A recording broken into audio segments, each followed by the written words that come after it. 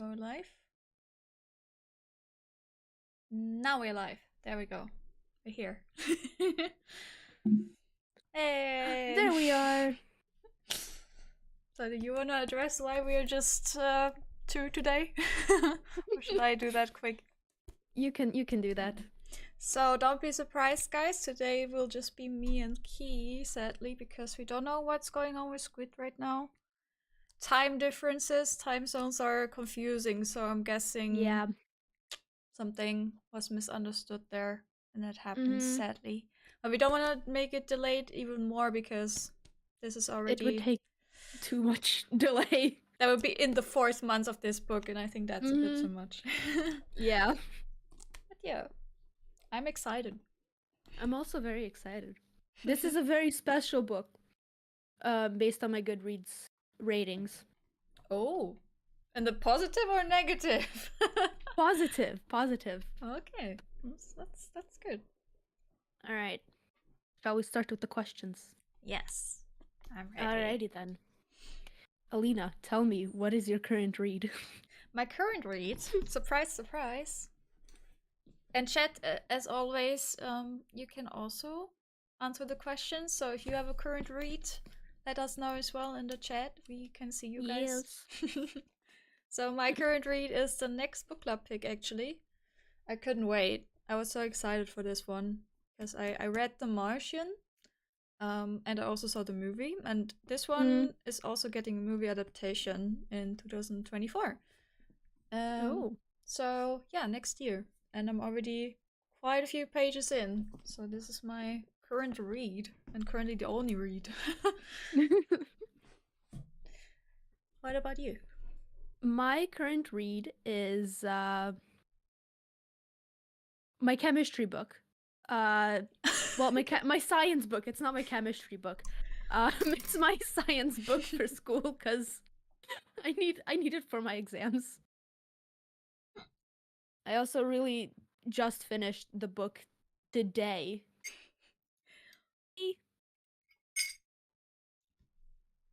Hi, Penguin. But yeah, I just finished I'm Glad My Mom Died this afternoon. So I was cutting it kind of close, I'll be honest. I'm reading Penguin's Bone reading Witch. Bone Witch. Oh, I'll read the next one's book too, though. I mean, there's still time.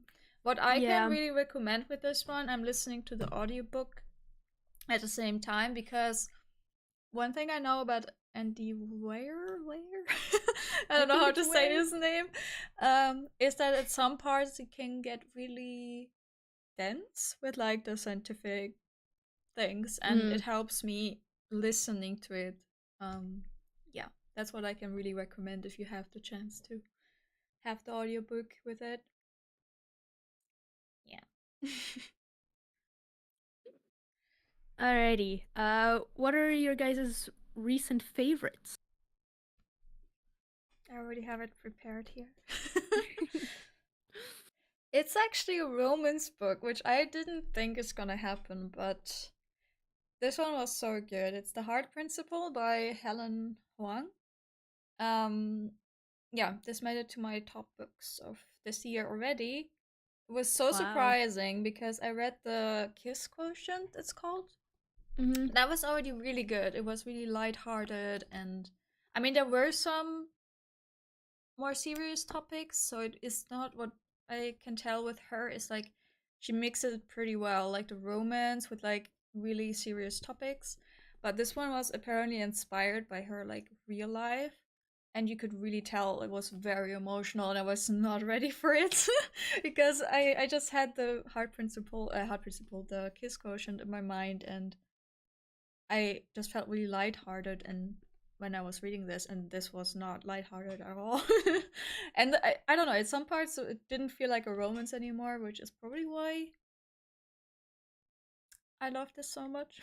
Because it was more than just a romance. Yes. That's my correct. You gotta add the jazz hands, the sparkle after that. Yeah.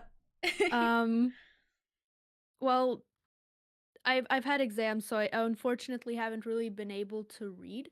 But I guess in terms of like newly acquired books, it's gonna be those beautiful, magnificent books. I'm gonna call them books.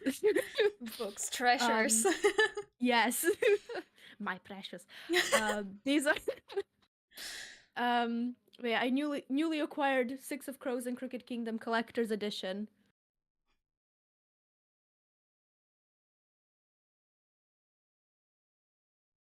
Yeah. Hold on. Yeah. Oh, Squid answered. Yeah, that's who I'm responding to as well. Oh. Okay, and Penguin is saying, I'm a slow reader. Maybe I get to it after the exams. Yeah. I would say it definitely takes some time to get through it, but it's so far I can tell it's really funny, and I'm getting through it much faster than I thought I would. I started it, and then I think I started it around January, which was a very big mistake because I had mocks, and then I just completely forgot about the book for a while. Oh, So I forgot that I have to stream this. Now you saw that the chat was Squid, but it's okay. We are back now. You're linking private conversations. Oh my! Oh, the secrets of the book club. Uh-oh. Alrighty, now to the juicy stuff. Yeah, it's on purpose, Penguin. I just noticed because I have to share this window so you guys can see all of our cameras, but I forgot that you can see the chat. Then I guess he can do the chatting. Oh. Alrighty yeah. Then, juicy stuff. Star ratings. Ooh. I gave it 5 stars. I didn't know. So the thing is, because this is my first autobiography, I didn't really know how to rate it because it feels weird to rate someone's life and someone's experiences. So I just purely went off with the tone of the book and the writing, and in my opinion, they were perfectly done because it was very, even though it was serious topics, she still managed to put in a lot of humor in it. It was a good mix. So for me, the writing was really good, and so I gave it the 5 stars. Yeah. Yeah. For me, this was, I think, my second autobiography. I didn't really know how to rate it, so I guess I also just went off of that, and then I also took into consideration, like, I guess my respect for the actress, or for Jeanette McCurdy, because I've seen her in some stuff before. But yeah, this is actually where my differing comes in, because normally my rating system is I give 5 stars only if I cried over a book, but I didn't cry over this one, and I still gave it 5 stars. Because of that, because of my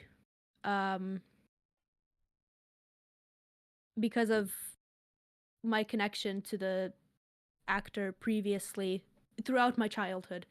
It was very interesting reading the book from that point of view. Okay. There we go! Squid! Yay, Squid! I have to move this stuff then again. Oops. Maybe I should do it on the right screen and not on. Oh god.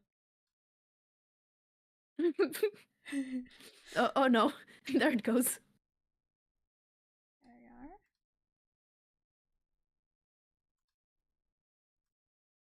There we go. Okay, now everything is in place at least. Yay! Wait, why can't I hear Squid though? Okay, right, so are we good? Yes, now I can hear you. Yay! My PC's just not wanted to work this morning. Oh no. But now you're here. Yay! We're only a few minutes in, so we should be okay. Yeah. Just adjusting the volume a bit. Do you want to quickly answer the a few questions that I've already asked. Sure. So we have your current read. My current read is The Sun and the Star, the new Rick Riordan book. Oh. I just started it last night and I've already cried. Oh, please no. Don't cry, Cree. Oh, I need it to arrive, otherwise I will go insane. I have it digitally. Yeah, but no, that's my current read. I've only read like the first like chapter and I'm already Oh no. like almost in tears, but that's okay. It's gonna be very good. Oh, well, now I'm scared. Your recent favorites. Recent favorites. Honestly, I haven't been reading much lately. I mean, otherwise you can also say a show, for example, or Yeah. something you watched. Yeah, that's true. I did just finish watching the newest season of Sweet Tooth. Oh. Y'all haven't seen that? It's a very good show. I highly recommend it. It was also filmed primarily in my city, so I'm a little bit biased. But no, Sweet Tooth is a really good show. I highly recommend it. It's about hybrid animal-human children. And essentially the apocalypse. Very good show. It's on my to watch list. I should give it a go soon. And the last question that I asked before you joined, what's your star rating for the book? I give it a 4.5 out of 5 stars. So I gave it the 5 stars, and Key? I gave it 5 stars as well. Yeah. I was just saying earlier. Sorry. For knocking it down half a star is the fact that I can kind of tell that she had a ghostwriter, but doesn't acknowledge it anywhere, and that kind of irritates me. Okay. And in interviews, she's also denied having a ghostwriter, but there are certain parts where it's quite obvious that someone else has come in and written parts for her. In my opinion, at least. Okay. Yeah, I didn't know about that actually. Yeah. Oh, interesting. That's really common amongst autobiographies written by people that aren't typically authors. So it's not an uncommon thing. It just irritates me personally. Understandable. Yeah, well, that's fair. Yeah. Alrighty, and then did you guys read the audio, or did you guys listen to the audiobook, or did you read the physical book? Yeah, I read the physical only. I listened to the audiobook because I tried reading the book. Also, it's really expensive to buy here, even digital. Okay. But I started reading the book, but I preferred the audio.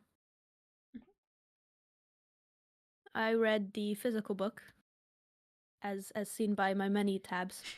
A lot of tabs. It is a lot of tabs, mainly because of the way that I was tabbing them, because I had a system from the get-go. I had 4 tabbing systems. It was I'm glad to, familiar, what a manipulative bitch, and then just movies and shows that are mentioned throughout the book. Okay. Yeah. There's a lot of movies and shows mentioned. And I didn't tab all of them. That would be a lot. That would be even more tabs. Yeah. And mine are quite a few. I don't really have a, what is it called? System. I just go after feeling. Like if I feel something is touching me, or I don't know, something I connect with, and I put down a tab. Speaking of while I was at work. I really tab it while I was at work. Alrighty, speaking of the shows, have you guys did anyone recognize any of the shows that were mentioned? I grew up on Nickelodeon.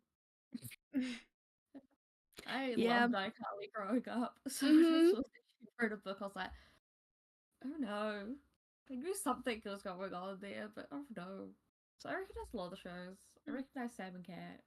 I recognise some of her other work because I do quite like Jeanette McCurdy, but there was a lot that I didn't realise that she was in or involved with. Yeah. Like, I was very surprised about the Malcolm in the Middle appearance, but I guess it was just such a small, like, fraction of the show that I didn't really notice it. Especially because I watched it years back, and I personally have not really watched iCarly and Sam and Cat and those shows. But I mean, I heard the names, so I did recognize the show's names. I just didn't really watch it, or yeah. What was surprising to me was that she mentioned auditioning for Grey's Anatomy and I think House, which was very weird to me because while I didn't necessarily watch them, anytime I stumbled in on my mother watching them, I would just sit down and watch like 5 episodes with her. And it was very strange that she, like, knowing that she auditioned for them. And then I also grew up on a lot of Nickelodeon, Disney Channel stuff like that. So I'm pretty sure I also watched a lot of iCarly, Sam and Cat. Or at least I have like vague memories of some scenes. Yeah. So, yeah, and then the Netflix show that she talks about at the end, Between, that thing was my comfort show while I was crying over life events, and I was very sad when it got cancelled. Okay. It's the worst. It is the worst. I have never seen it or heard of it. I have to admit.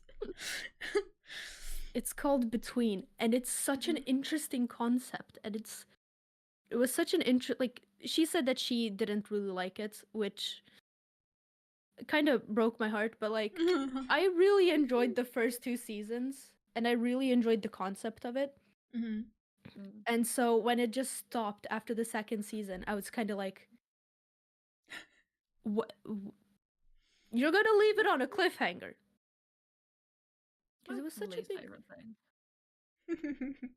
I hate when things get left on cliffhangers. It's yeah. heartbreaking. It's already worse enough if you have to wait for the new season, but if it gets cancelled, then it's like, yeah. why? That's well, then Netflix. I guess that kind of answers the next question of, have you seen Jeanette McCurdy in any of them? That's Netflix for you. Yeah, that is. She was also like one of my childhood celebrity crushes because I just thought she was so pretty. Like, I need to say that.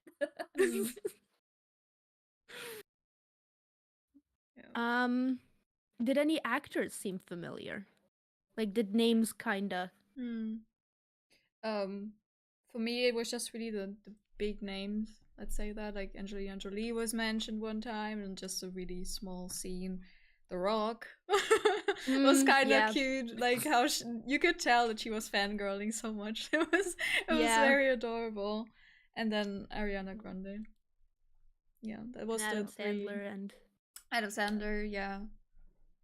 He was involved with a lot of big names, which I think people forget about, of how high up in like celebrityhood Jeanette was from such a young age. Yeah. Also, the fact that like she always refers to Dan Schneider as the creator to protect herself is interesting, especially with everything that's recently been coming out about him. Yeah, reading this book, I definitely because like I'd heard about like the Dan Schneider stuff and like how I think he purposefully gave her a character, or at least encouraged her character to be obsessed with eating despite knowing everything that was going on with her. And like I could definitely tell that while reading that, yeah, this dude was fucked up. He should not have been working anywhere near people in general, especially children. Yeah.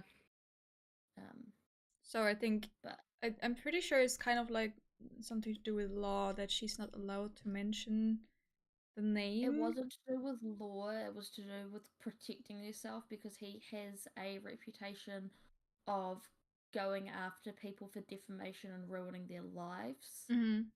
So legally, she could have said whatever she wanted about him. Okay. But in order to protect herself, she turned around and was like, "No, I'm going to refer to him by an alias because then I have plausible deniability." Okay. Mm. Yeah, But although she I has since think confirmed in an interview since releasing the book that yes, it is Dan Schneider she's talking about. Mm-hmm. But she now has legal protections against him because there is an open case against him. Okay. Mm. Yeah. Although he is referred to as Dan at one point in the book. Yes. Mm-hmm. Which I think was left in there by accident, I'm assuming. Yep. He's referred, I think from memory, he's referred to as Dan like earlier in the book when they first start. Yeah, like at the dinner scene or something. Yeah, at the dinner scene. But that's like before she starts. It's only she only refers to him as Dan when she's not talking about him in a negative light. Mm-hmm. Is what I noticed. Because there's a couple of other instances where she refers to him as Dan, I think. Mm-hmm. But I mean, that would make sense. Yeah. Yeah, I mean, I've only noticed the one. Yeah. All right, and then now I guess the more spoilery kind of questions. Did anyone cry while reading the book? Almost. Almost, yeah. Same. Yeah, It me was like too. very emotional, but tears didn't roll, but I could definitely feel the emotions, and especially it was more like sometimes I was more angry. Just wanted to like do this with the book. And yeah, that was mostly the emotion, not towards Janet, but the characters around her and the situation. Yeah.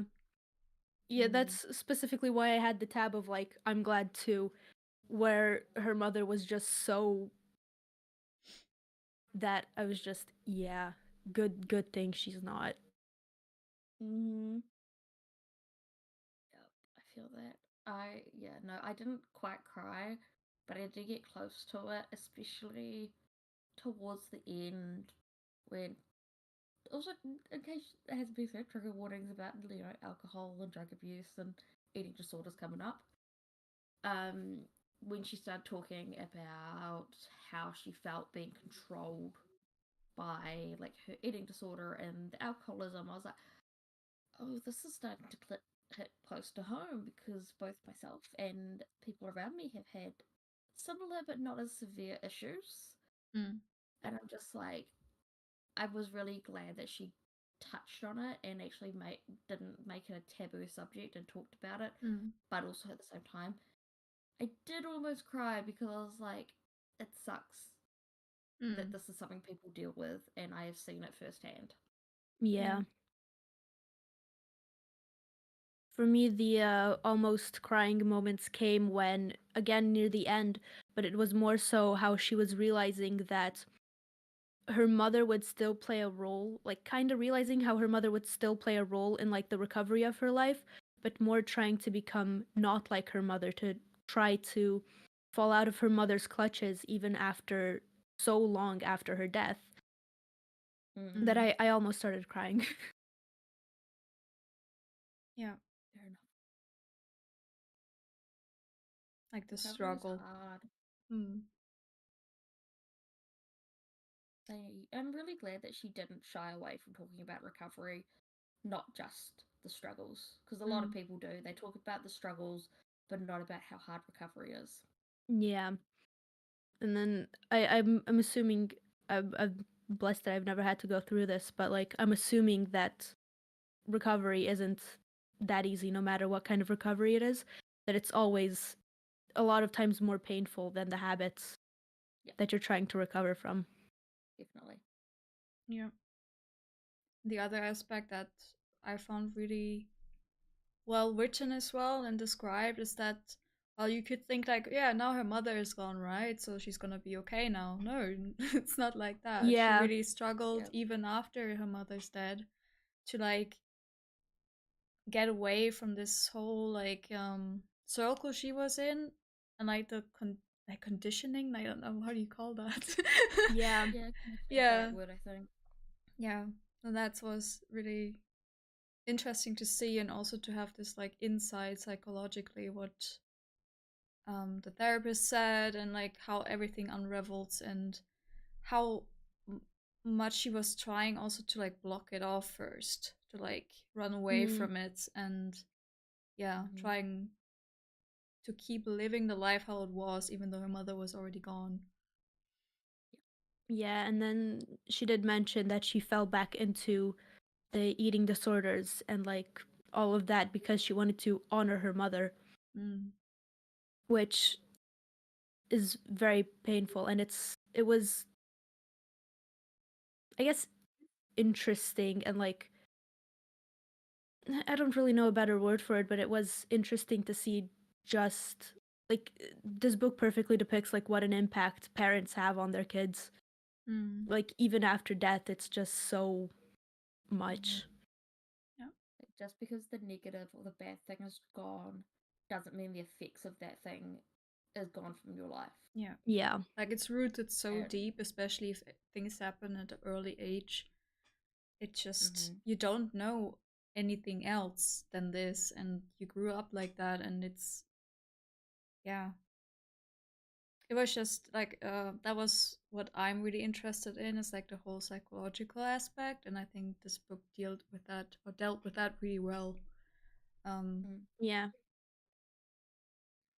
Yeah.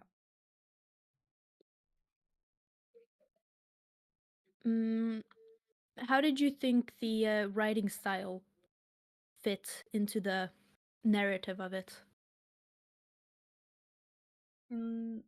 For me personally, like I said this in the beginning, it was a really good mix, in my opinion. It was very heavy at parts, but they managed to put some humor into it too, to make it a bit easier to digest.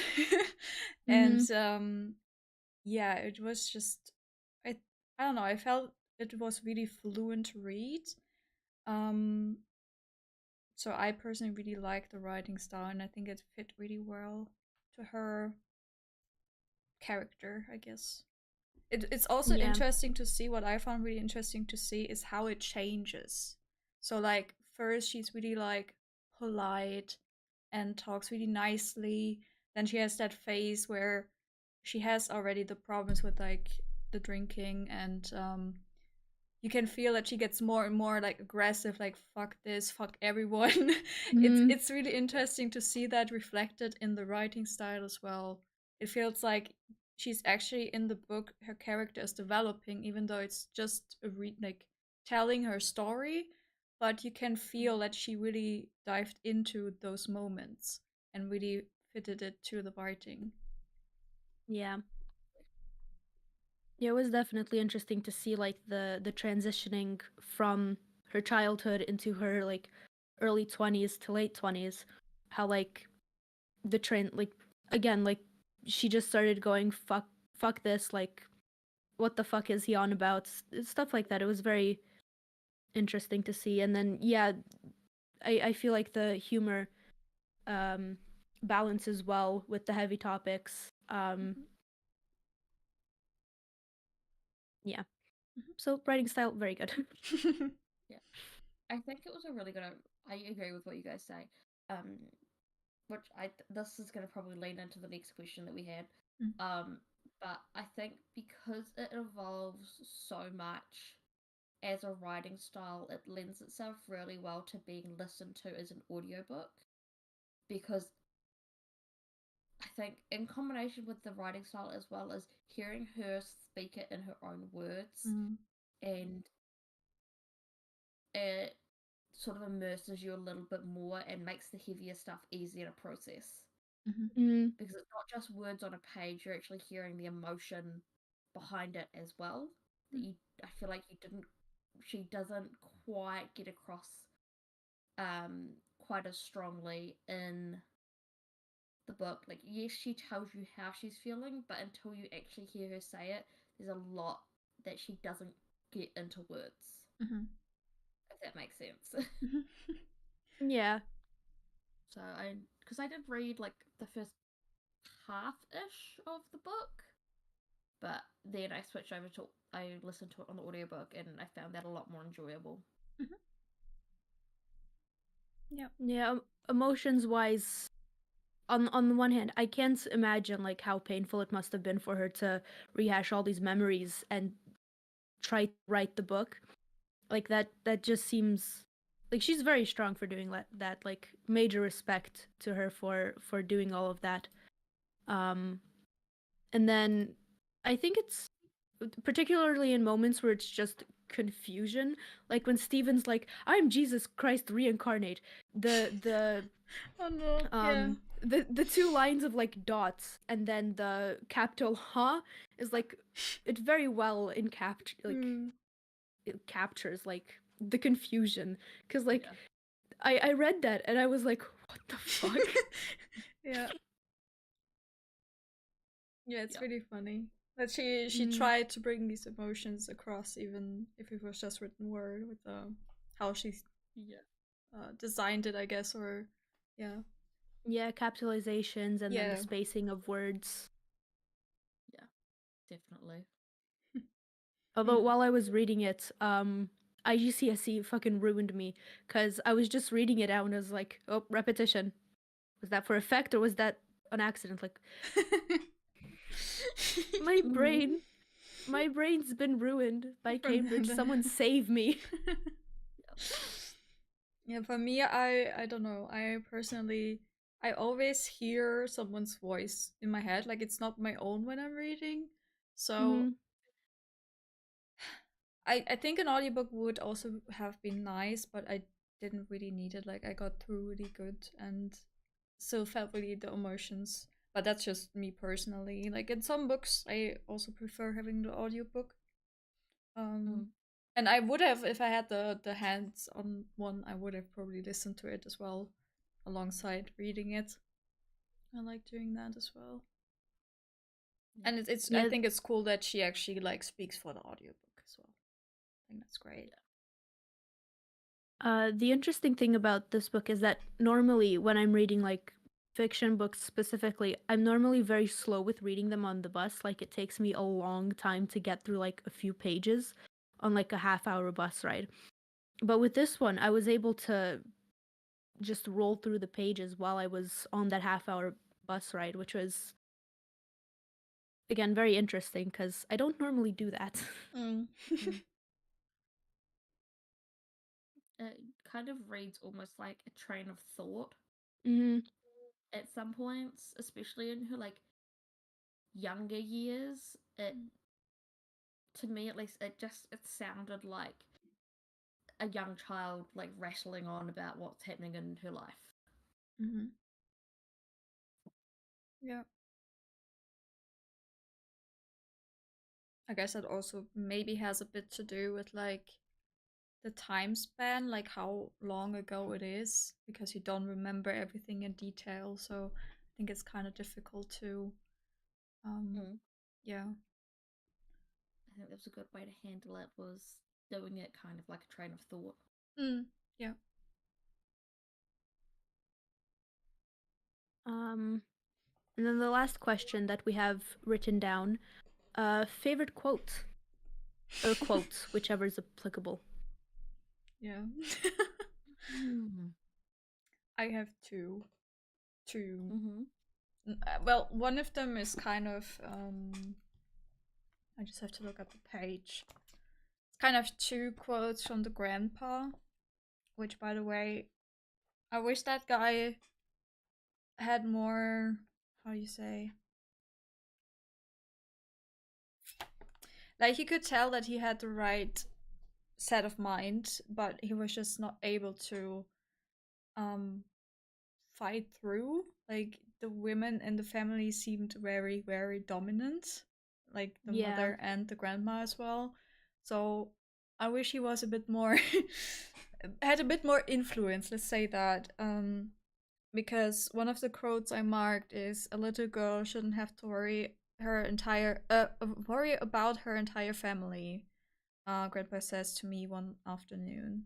And then on the same page he also says, few steps closer, I think you deserve to be a kid. And I was like, yes. That just hit me so hard. I was like, yes, she deserves to be a kid and not to worry about her whole family and doing all of this because she thinks she has to for her family and her mom. Yeah. So those are the two quotes that I had from him. And then there's also page 230. And then I realized how that as much as I'm convinced that I need to quit these things, acting, bulimia, alcohol, I don't think I can. As much as I resent them in a strange way, they define me. They are my identity. Maybe that's why I resent them. That's what I also quoted.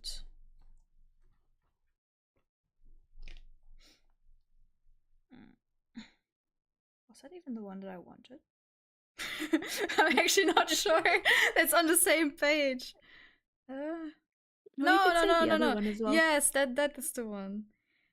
The years that you were supposed to spend finding yourself, I was spending pretending to be other people. The years that you're supposed to spend building character, I was building characters. Yeah. That was the one. I was a bit confused.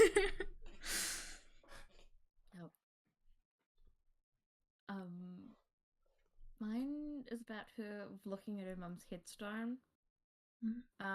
Why do we romanticize the dead? Why can't we be honest about them? Especially mums, they're the most romanticized of all. Of anyone. That hit because I've had a lot of death in my family, and people do. They romanticize the dead and don't want to speak ill. But sometimes you need to. You need to acknowledge the bad as well as the good. Yeah. That's actually one of my quotes as well. I have 3.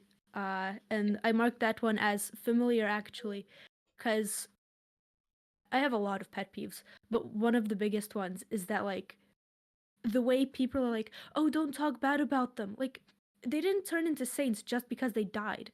Like everybody dies. That doesn't guarantee sainthood. Like after a few of my family members' deaths, I've found out some not so good things about them that I'm honestly glad that I know, because then I can stop thinking of them as like this perfect human being when they really weren't. So yeah, it is very important to talk about that stuff, and it is very annoying when people do that. And then another one was when she says, "I want my life to be in my hands, not in eating disorders or casting directors or an agent's or my mom's, mine." That was one of the ones that almost made me cry. So I was like, I was just sitting there. I was shocked, and I was very proud of her. When I read that, I took a moment. Yeah. And then the third one is kind of just like a funny one. Where it was like she was debating whether or not she should go up to Dwayne Johnson and like introduce herself, and then she goes on a tangent and then just goes, "Is Dwayne Johnson God?" That's what I meant with like the fangirling. Yeah. Yeah, that was great. Yeah. And Ahliina's first quote, I had that marked as familiar, because whether it was me or whether it was my family member that put that pressure on me, I kind of feel a pressure to do well enough so that I don't disappoint everyone around me. Yep. No matter what that be. Yeah. Although I feel like I've come down from the people pleasing a bit, especially the people that I've tried to please in the past. I really don't want to please now. So now it's just an internal struggle of like trying to please myself and trying to be up to my standard. But my standard is so ridiculously high that I get it. Another one that I really liked was, "Mum didn't get better, but I will." I like that because it's just acknowledging that there was things wrong, but you have power to make them better. Yeah. That you can kind of break the cycle, because throughout the book you can definitely see where the mom got her entire personality from. She got it from her mother. Like, her mother was very much similar to her. And you can kind of see how she's thinking of breaking that cycle.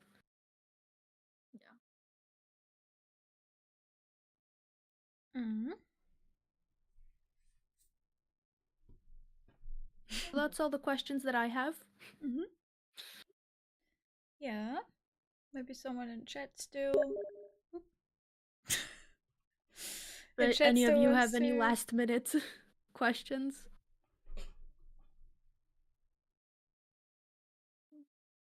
Me neither. It was a really good book. For the first autobiography, it was very good. Like, I was surprised. I didn't think I would get through it as fast as I did either. But I did.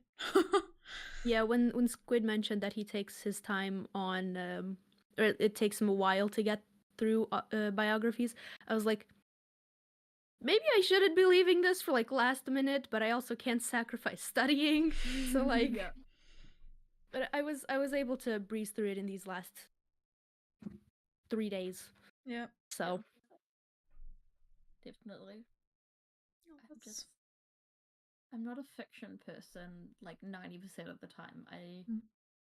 I like fantasy the most, so understandable. Yep. It's okay. We got through it. It was really good. Out of our comfort zone. Surprisingly good. I mean, 4.5 into 5 stars. Yeah. That's great. It's good to like push yourself to read outside of your comfort zone. Yeah. Yeah, and that's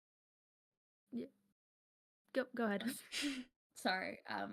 That's also why I've enjoyed this book club so much, is because every book we've read so far, except for like Song of Achilles, is something that I wouldn't have picked up myself. Yeah.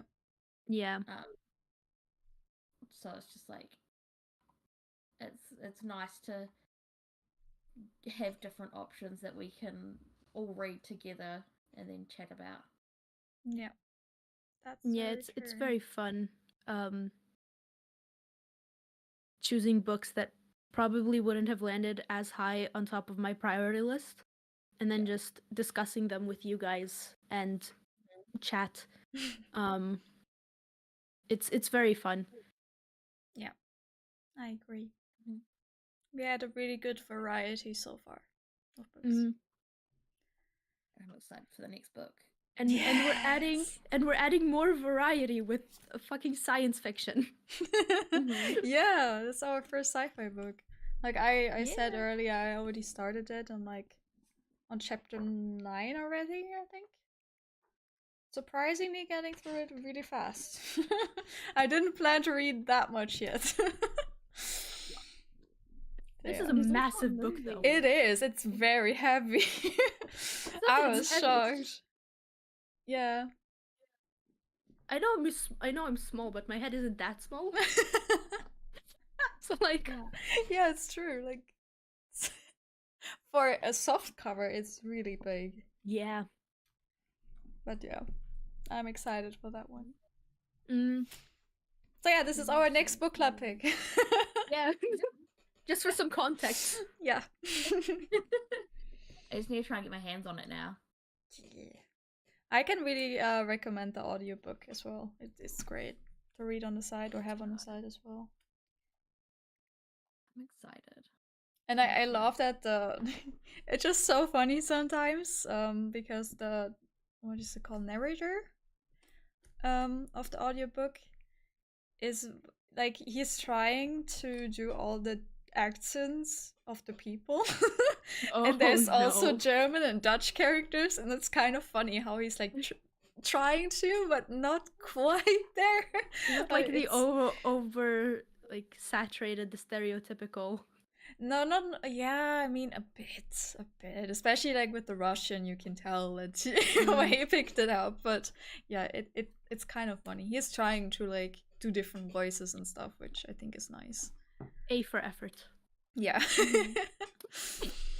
Yeah, I can tell it's every time anyone tries to do a New Zealand accent, and I'm just like, no.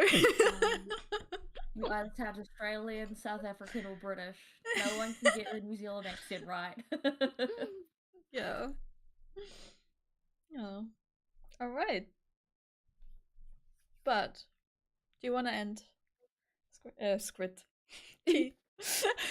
Yeah, I think that concludes the